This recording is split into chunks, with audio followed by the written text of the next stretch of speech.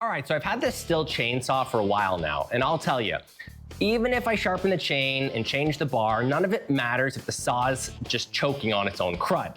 So today I'm gonna walk you through exactly how I clean my chainsaw in under 5 minutes. No fluff, no special tools, and I'm gonna show you why this one step makes the biggest difference in keeping your saw running like it should. So the first thing I do is I take the side cover off. Now, depending on your model, it should just be a couple of nuts. Pull your bar off and you'll usually see a mess packed in right behind it, all around the sprocket. Use some compressed air if you've got it, or a stiff brush, that works fine as well. Now this groove on the bar right here, this is where a lot of people will skip. You definitely want to take a scraper or even a flathead screwdriver and just run it through the groove.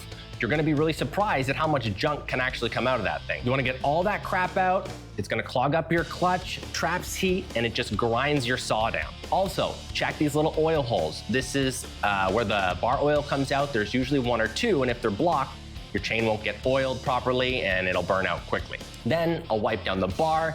You can maybe use some brake cleaner or degreaser. Just make sure you let it all dry out nicely before you put it back on. And then with the bar off, clean the tensioner too. This is the little screw section. It'll get packed in with crap where the pin slides, and it doesn't take much to jam it or make it harder to adjust the tension of your chain.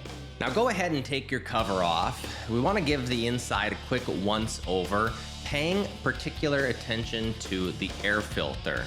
Any gunk that's stuck in here is going to prevent, nice heat dispersion.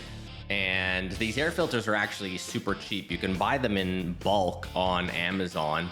And then I just usually keep a bunch of extras in a Ziploc bag and swap them out as I need. Once I've got all that cleared, I give everything a final wipe, throw the bar and the chain back on, make sure it's tensioned properly, snug, not tight, and always just test it for free movement. And this is what it looked like before, and here's what it looks like after. Smooth, no buildup, the oiler's flowing like it should, and you can really feel the difference when you cut. If you found this video useful, I've got more chainsaw maintenance videos in the playlist. We've got sharpening, bar maintenance and care, how to replace chains. It's all there.